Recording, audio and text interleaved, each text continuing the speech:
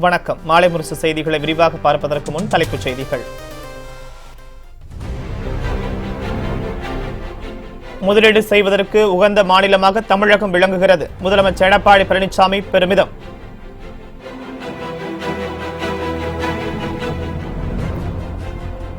வானூர்தி மற்றும் ராணுவ தளவாட உற்பத்தி முதலீட்டாளர்களுக்கு முழு ஒத்துழைப்பு. உலக முதலீட்டாளர்கள் மாநாட்டில் மத்திய அமைச்சர் நிர்மலா சீதாராமன் உறுதி.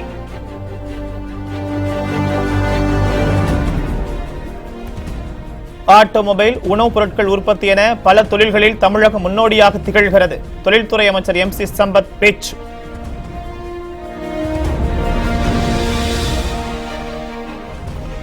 முன்னாள் முதலமைச்சர் ஜெயலலிதாவுக்கு நினைவிடம் கட்ட தடை இல்லை. சென்னை உயர்நீதிமன்றம் உத்தரவு.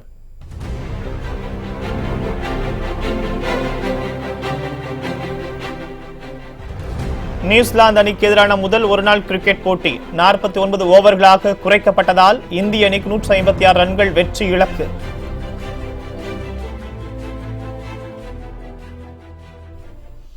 முதலீடு செய்வதற்கு உகந்த மாநிலமாக தமிழகம் விளங்கி வருவதாக உலக முதலீட்டாளர்கள் மாநாட்டில் முதலமைச்சர் எடப்பாடி பழனிசாமி பெருமைப்பட கூறியுள்ளார்.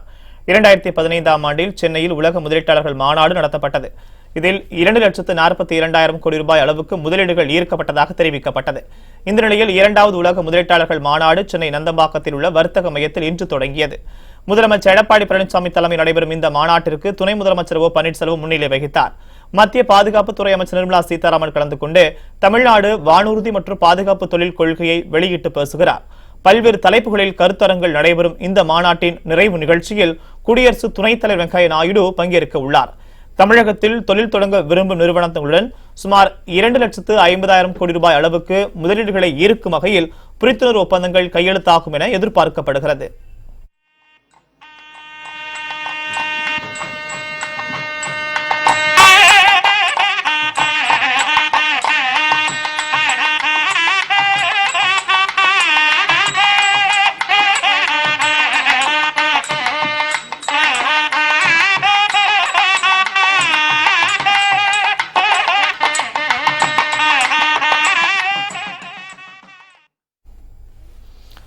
நிகழ்ச்சியில் சிறப்புரையாற்றிய முதலமைச்சர் எடப்பாடி பழனிசாமி, இந்தியாவின் பொருளாதார வளர்ச்சியில் 8.5% பங்கை தமிழகம் செலுத்துகிறது என்றும், ராணுவ தளவாட உற்பத்திக்கு ஊக்கமளிக்கும் திட்டங்களை தமிழகம் செயல்படுத்தி வருவதாகவும் குறிப்பிட்டார். தொழில் தொடங்க அனுமதி பெறும் நடைமுறைகள் தமிழகத்தில் எளிமையாக்கப்பட்டுள்ளதாக கூறிய முதலமைச்சர், உலகின் முன்னணி நிறுவனங்களின் தொழிற்சாலைகள் தமிழகத்தில் செயல்படுவதாகவும், சட்டம் ஒழுங்கு, கல்வி, சுகாதாரம், சமூகம், பொருளாதாரத்தில் தமிழகம் முன்னோடியாக திகழ்கிறது என்றும் தெரிவித்தார். முதலீடு செய்வதற்கு உகந்த மாநிலமாக தமிழகம் விளங்குவதாக ஆய்வறிக்கைகள் தெரிவிக்கிறது என்று பெருமைப்பட கூறிய முதலமைச்சர் எடப்பாடி பழனிசாமி, தொழில்துறைக்கு ஏற்றவாறு கடந்த 7 ஆண்டுகளில் தமிழகம் மின்மிகை மாநிலமாக திகழ்கிறது என்றும் குறிப்பிட்டார்.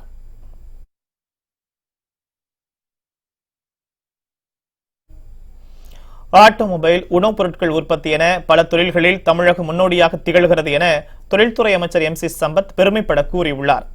Under the able leadership of our Honorable Chief Minister, today Tamil Nadu is ranked as one among the top 3 states. Also, Tamil Nadu is rated as the best performing state. Many independent research institutions like NCEIR and magazines like India Today.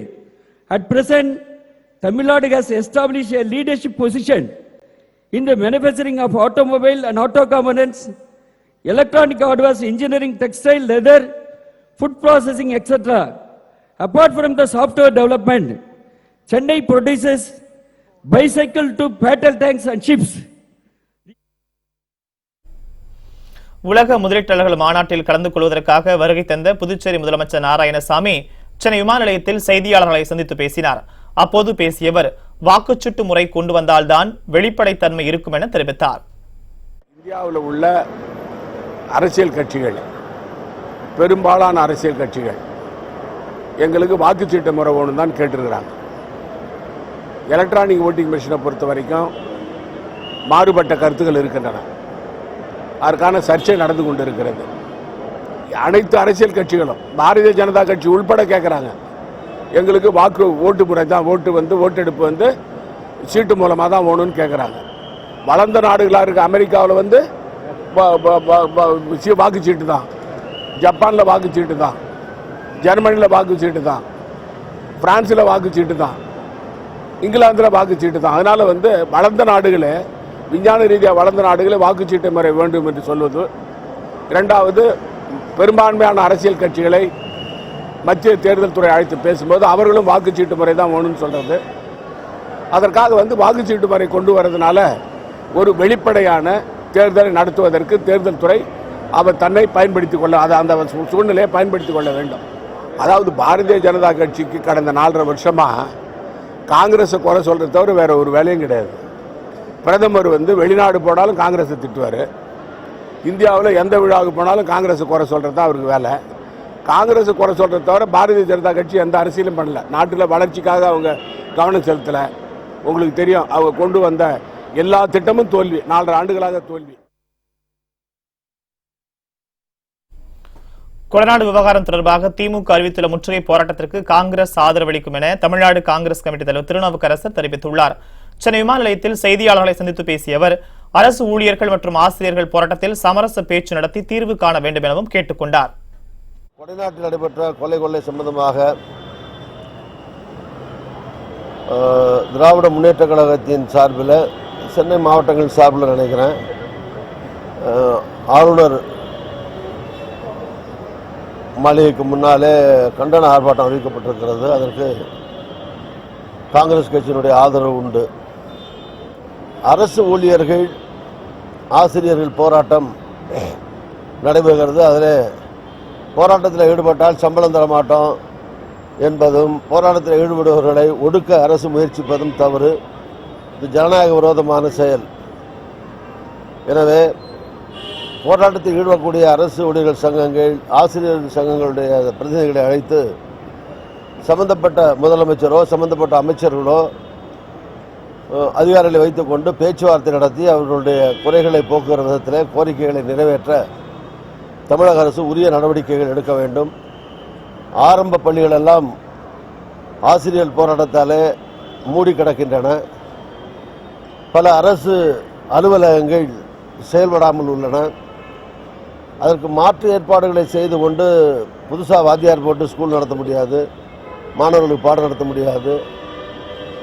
அதனால் பேச்சுவார்த்தை மூலமாக தீர்வு காண அரசு முயற்சிகள் எடுக்க வேண்டும். உலக முதலீட்டாளர்கள் மாநாட்டிற்காக 3000 போலீசார் பாதுகாப்பு பணியில் ஈடுபடுத்தப்பட்டுள்ளதாக மாநகர காவல்துறை ஆணையர் ஏ.கே. விஸ்வநாதன் தெரிவித்துள்ளார். இதுகுறித்து நமது தொலைக்காட்சிக்கு பிரத்யேக பேட்டியளித்த அவர், போக்குவரத்தில் எந்த மாற்றமும் செய்யவில்லை எனவும் குறிப்பிட்டார். இந்த வளாகத்தில் குளோபல் இன்வெஸ்டர்ஸ் மீட்டுக்கு 3000 காவலர்கள் அதிகாரிகள் கொண்ட பாதுகாப்பு ஏற்பாடுகள் செய்யப்பட்டிருக்கின்றன. சிறப்பான பாதுகாப்பு ஏற்பாடுகள் செய்யப்பட்டு அனைவரும் எளிதாக வந்து போகும் வகையில் போக்குவரத்து ஏற்பாடும் செய்யப்பட்டிருக்கிறது. சிசிடிவி முதல் கொண்டு அனைத்து பாதுகாப்பு நடவடிக்கைகளும் ஏற்பாடு செய்யப்பட்டிருக்கிறது. போக்குவரத்து மாற்றம் இல்லை, பொதுமக்களுக்கு எந்த தொந்தரவும் இல்லாத வகையில் அதே நேரத்தில் வர்ற டெலிகேட்ஸு எளிதாக வந்துட்டு போகிற மாதிரி ஏற்பாடு செஞ்சிருக்கோம். முன்னாள் முதலமைச்சர் ஜெயலலிதா நினைவிடம் அமைப்பு தொடர்பான வழக்கை சென்னை உயர்நீதிமன்றம் தள்ளுபடி செய்துள்ளது. சொத்து குவிப்பு வழக்கில் தண்டனை பெற்ற ஜெயலலிதாவிற்கு நினைவிடம் அமைப்பது தவறான முன்னுதாரணம் ஆகிவிடும் என்றும், கடலோர ஒழுங்குமுறை விதிகளை மீறி நினைவிடம் அமைக்கப்படுவதாகவும் எம்எல்ஏ ரவி என்பவர் வழக்கு தொடர்ந்திருந்தார். மேல்முறையீடு காலத்தில் ஜெயலலிதா உயிரிழந்து விட்டதால் அவருக்கு எதிரான குற்றச்சாட்டுகள் கைவிடப்பட்டதாகவும், இன்றைய தேதியில் குற்றவாளி இல்லை என்பதால் அரசு சார்பில் கொள்கை முடிவு எடுக்கப்பட்டு நினைவிடம் கட்டப்படுவதாகவும் அரசு தரப்பில் வாதிடப்பட்டது. மாநில கடலோர ஒழுங்குமுறை மேலாண்மை மண்டலம், சென்னை மாநகராட்சி ஆகியவற்றின் அனுமதி பெற்று கட்டுமான பணிகள் நடப்பதாகவும் தெரிவிக்கப்பட்டது. இருதரப்பு வாதங்களையும் கேட்ட நீதிபதிகள் தீர்ப்பை ஒத்திவைத்திருந்தனர். இந்த நிலையில் இந்த வழக்கில் இன்று காலை விசாரணைக்கு வந்தது. வழக்கை விசாரித்த நீதிபதிகள் ஜெயலலிதா நினைவு தொடர்பான வழக்கை தள்ளுபடி செய்தது.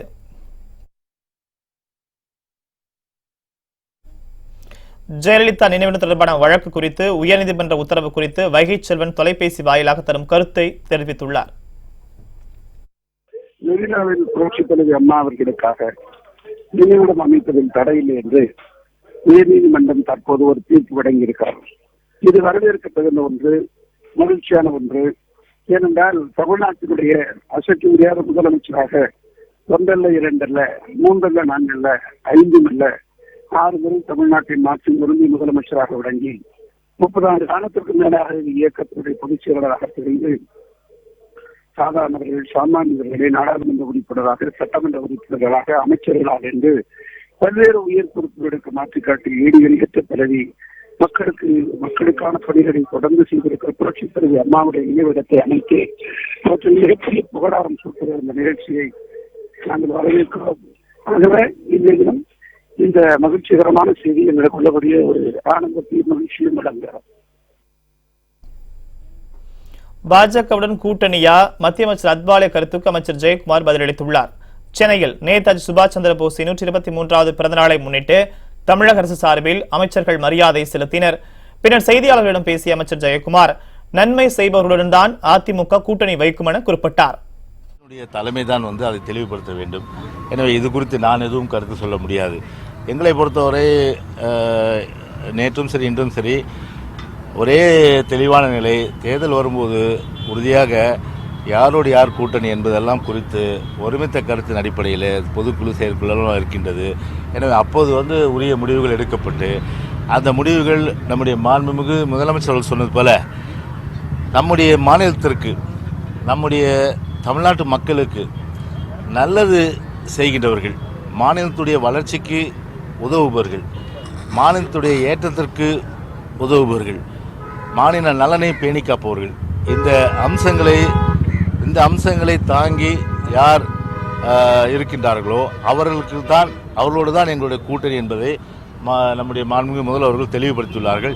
எனவே அது ஒரு கைட்லைன்ஸ், ஒரு நல்ல ஒரு கைட்லைன்ஸ். எனவே அந்த ஒரு அளவுகோல் என்ற அடிப்படையில் நிச்சயமாக எங்களுடைய கூட்டணி இருக்கும். அஃபிஷியலாக பிஜேபி ஒரு மிகப்பெரிய ஒரு இயக்கம், அனைத்து இந்திய அண்ணா திராவிட முன்னேற்ற கழகம் மிகப்பெரிய இயக்கம். இந்த இயக்கத்தில் இருப்பவர்கள் பொதுவாகவே அவர்கள் ஒரு முன்மொழிகிறார் என்று சொன்னால் அது பிஜேபியிலேருந்து வரணும். ஆனால் அது ஒரு தனிப்பட்ட ஒரு அமைச்சர் கருத்தாக என்று சொல்லும்போது அதை நாம் அது எடுத்துக்கொள்ள வேண்டிய அவசியம் அது கிடையாது. மக்களவைத் தேர்தலில் தொகுதி பங்கீடு குறித்து பேச்சுவார்த்தை நடத்த அதிமுக சார்பில் KP முனுசாமி, வைத்தியலிங்கம் உள்ளிட்ட 5 பேர் கொண்ட குழுவை OPS, EPS நடவடிக்கை அமைத்துள்ளனர். மக்களவைத் தேர்தலையொட்டி அதிமுக சார்பில் தேர்தல் அறிக்கை தயாரிக்கும் குழு நியமனம் செய்யப்பட்டுள்ளது.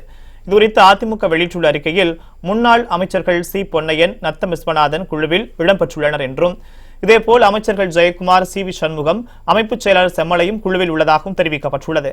மனோஜ் பாண்டியன், முன்னாள் MP ரஃபி பெர்னாண்டோவும் தேர்தல் அறிக்கை தயாரிக்கும் குழுவில் உள்ளதாகவும், அதிமுக அமைப்புச் செயலர் JTC பிரபாகரும் தொகுதி பங்கீட்டு குழுவில் இடம்பெற்றுள்ளதாகவும் அந்த அறிக்கையில் குறிப்பிடப்பட்டுள்ளது. தேர்தல் அறிக்கை தயாரிக்கும் குழுவும் அமைத்து OPS மற்றும் EPS இந்த அறிவிப்பை வெளியிட்டுள்ளனர்.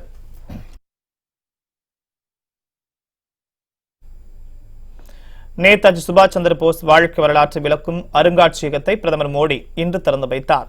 சுதந்திர போராட்ட வீரரும் நேதாஜி என அழைக்கப்படுவருமான சுபாஷ் சந்திர போஸ் நாட்டின் விடுதலைக்காக இந்திய தேசிய ராணுவத்தை நிறுவினார். அவரது 123வது பிறந்தநாள் இன்று கொண்டாடப்பட்டு வருகிறது.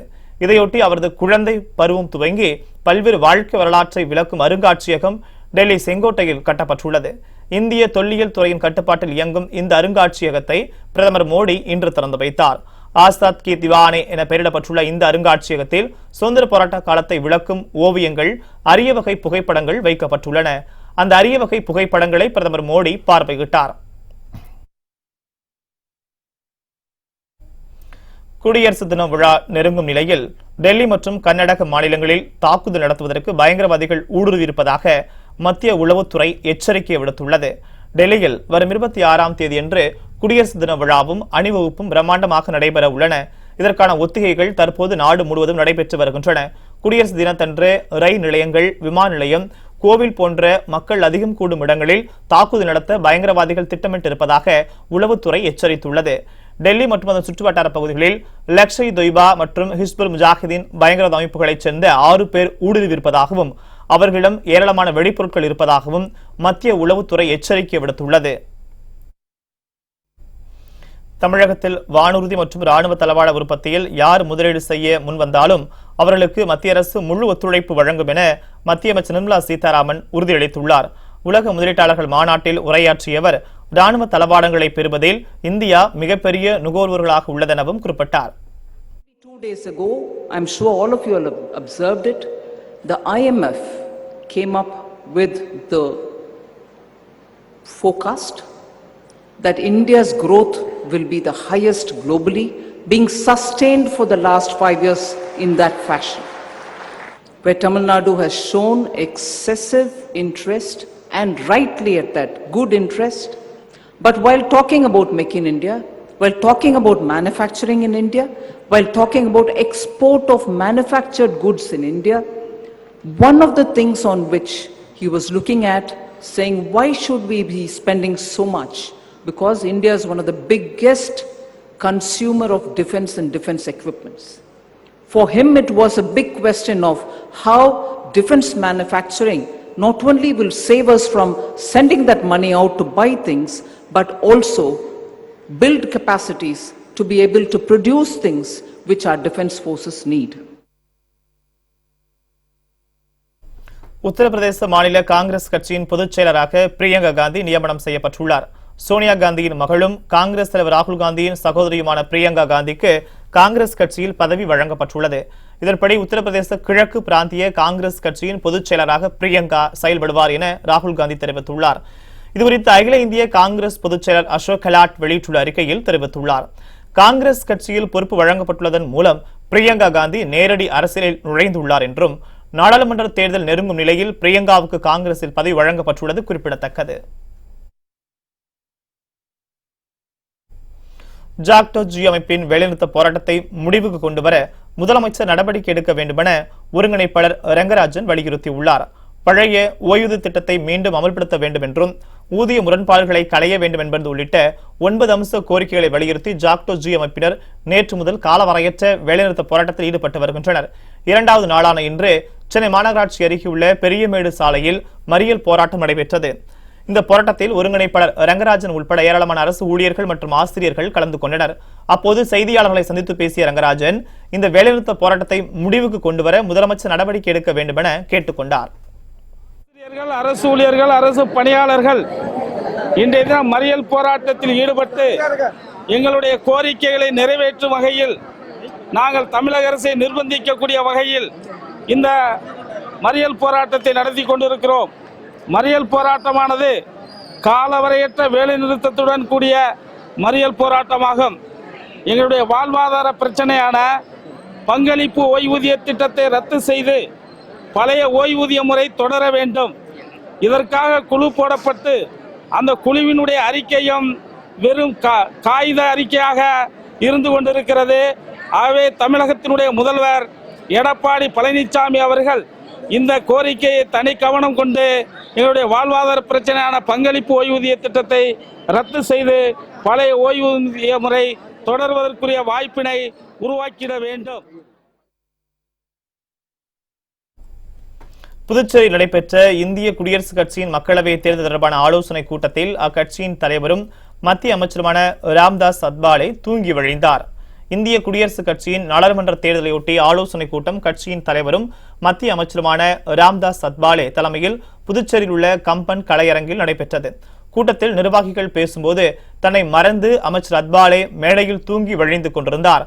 அமைச்சர் தூங்குவதை பார்த்து தொண்டர்கள் கரகோஷமிட்டும் விசில் அடித்ததை தொடர்ந்து தூக்கத்திலிருந்து மீண்ட அமைச்சர் கூட்டத்தினை கவனிக்க ஆரம்பித்தார்.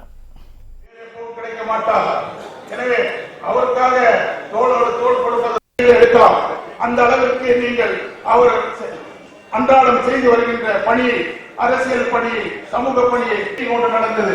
அந்த மீட்டிங்கள் தெளிவாக பல்வேறு திட்டங்கள் இந்திய அரசாங்கம் திரு பாரத பிரதமர் திரு நரேந்திர மோடி அவர்கள் மூலமாக இருக்கின்றோம். உங்களுக்கு என்ன தேவை, உங்களுக்கு என்ன குறைகள், ஏதாவது பிரச்சனை இருக்கிறதா, உடனே எந்த நேரமாவது 24 மணி நேரம் எப்போ வேண்டும். தயாரிப்பாளர் சங்க தலைவர் விஷால் தன்னிச்சையாக செயல்படுகிறார் எனவும், தலைவராக பதவியேற்ற நாள் முதல் இதுவரை செலவு செய்த பணத்திற்கான கணக்கினை தாக்கல் செய்துவிட்டு இளையராஜா நிகழ்ச்சி நடத்தலாம் என திரைப்பட தயாரிப்பாளர் சதீஷ்குமார் தெரிவித்தார். சென்னையில் செய்தியாளர்களிடம் பேசிய அவர் இதனை தெரிவித்தார். இளையராஜா ப்ரோக்ராம் பண்ற மாதிரி இருந்தா அதுக்கு எந்த விதமான தடை இல்லை. ஆனா அதுக்கான அஜெண்டா, அதுக்கான பிளானிங், என்ன மாதிரி நாங்க செலவு பண்ண போறோம், என்ன மாதிரி அந்த ப்ராஜெக்ட்டுக்கு அதாவது எஸ்டிமேஷன் ஆஃப் ரெவென்யூ இவ்வளோ இருக்கும், இதெல்லாம் யாருக்குமே தெரியப்படுத்தாததால நீங்க இவ்வளோ பணம் இவ்வளவு தொகை இருந்த தொகையை வந்து செலவழிச்சிட்டீங்க. இருக்கிற பாக்கி தொகை சிறு தொகை ஒரு 30 லட்சம் தான் இருக்கு. இதையும் நீங்க செலவு பண்ணிட்டீங்கன்னா இந்த சங்கம் வந்து வைப்பு நிதி ஆகட்டும் சேவிங்ஸ் ஆகட்டும் எல்லாமே ஜீரோ பேலன்ஸ் வந்துடும். எல்லாருமே பிளைண்ட் டேட்டா இருக்கும், யாருக்கு என்ன நடக்குதுன்னே தெரியல. இந்த சங்கம் வந்து ரொம்ப ஒரு மிகப்பெரிய ஜாம்பவான்களால் உருவாக்கப்பட்டு நலன் காக்கும் ஒரு வெல்ஃபேர் பாதுகாப்பு சங்கமாக இருந்த சங்கம் இன்னைக்கு வந்து ஒரு முறையற்ற நிர்வாகத்தால் இவ்வளோ பிரச்சனைகள் சந்திச்சதால இந்த இளையராஜா ப்ரோக்ராம் நடத்துறதுக்கு முன்னாடி அந்த தொகையை வந்து, அதாவது இவங்க செலவு பண்ண தொகை, அப்படி இல்லைன்னா இவங்க வரும் இந்த வருவாயை வந்து நாங்கள் ஈட்டுவோம்னு சொல்கிறாங்க. அந்த வருவாயை வச்சு நாங்கள் வந்து இடம் வாங்கி கொடுக்க போகிறோன்றாங்க. இடம் வாங்கி கொடுக்கறதெல்லாம் ஒரு பக்கம் இருந்தாலும் இருந்த வைப்பு நிதியை வந்து முதல்ல வந்து செக்யூரிட்டி டெபாசிட்டாக வந்து கட்டிட்டு இந்த ப்ரோக்ராம் பண்ணணுன்றது தான் இன்னைக்கு வந்து இந்த வழக்கோட முக்கியமான ஒரு அஜெண்டா. புத்தம் புதிய செய்திகள் அவ்வப்போது முழுமையாக மாலை முரசு தொலைக்காட்சி வழங்கும். இணைந்திருங்கள் மாலை முரசு தொலைக்காட்சியுடன். வணக்கம்.